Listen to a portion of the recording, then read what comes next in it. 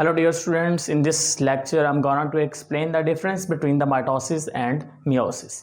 Dear students, this topic is very interesting for you because in this topic and lecture I'm going to explain how the mitosis occurs in the human body and where the process of meiosis takes place in the human body.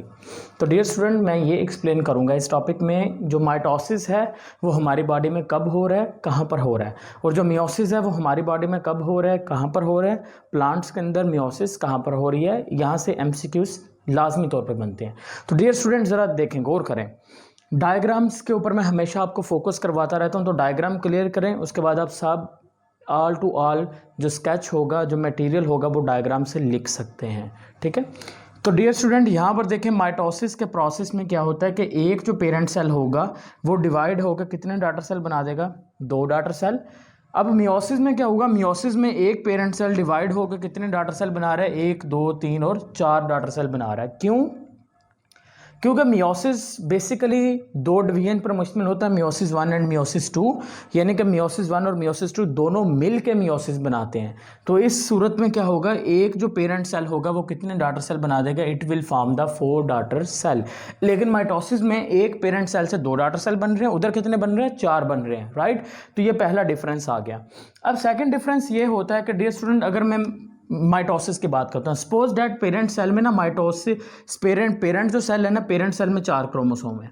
तो अगर तो इसमें mitosis हुई तो क्या होगा, हर जो daughter cell बन रहा है उसमें कितने क्रोमोसोम होंगे, 4 क्रोमोसोम ही होंगे। यानी कि जितने क्रोमोसोम पेरेंट सेल में उतने ही क्रोमोसोम डॉटर सेल के अंदर, यानी कि नंबर ऑफ क्रोमोसोम यहाँ पर क्या रहेंगे, सेम रहेंगे। लेकिन मियोसिस की बात करें तो मियोसिस में ऐसा नहीं होने वाला। मियोसिस में नंबर ऑफ क्रोमोसोम ने हाफ हो जाना, यानी कि अगर पेरेंट सेल के अंदर नंबर ऑफ क्रोमोसोम 4 हैं तो हर डॉटर सेल में कितने जाएंगे, 2 जाएंगे। तो नंबर ऑफ क्रोमोसोम हाफ हो रहे हैं ना, यानी कि पेरेंट में 4 हो गए और डॉटर सेल में कितने हो गए, 2 जा रहे हैं, तो हाफ हो गए।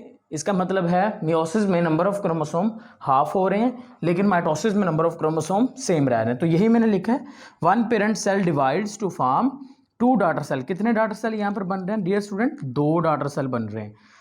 लेकिन इसके बरक्स इधर बात करें तो 1 parent cell divides to form the 4 daughter cell.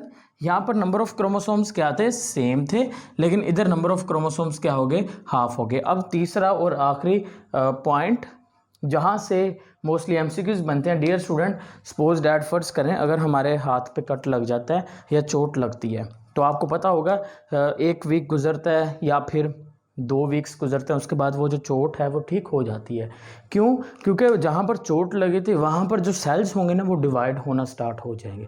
1 से 2, 2 से 4, 4 से 8, 16, 32, 64, 128, 256, 512, 1024। तो इस तरह से वो डिवाइड होते रहेंगे। अब वहाँ पर आपने याद रखना है, वहाँ पर जब जब सेल्स डिवाइड होंगे तो कौन से डिवीजन से डिवाइड होंगे, माइटोसिस के ज़रिए से। यानी कि हमारी बॉडी के जो नॉर्मल सेल्स हैं, यानी कि ये जो स्किन सेल्स हो गए या फिर बॉडी के किसी भी पार्ट पर चोट वगैरह लगती है, ठीक है, तो वो बॉडी के जितने भी नॉर्मल सेल्स होंगे उन तमाम सेल्स में कौन सी डिवीजन हो रही है, माइटोसिस हो रही है। ठीक है, normal sales of the body, normal sales.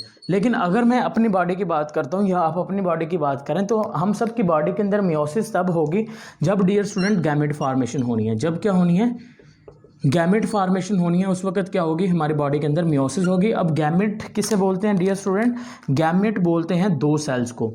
एक होता है मेल गैमेट यानी कि जो मेल्स के अंदर बनता है, दूसरा होता है फीमेल गैमेट जो फीमेल में बनेगा। मेल गैमेट को नाम देते हैं हम स्पर्म का और फीमेल गैमेट को नाम देते हैं एग सेल का।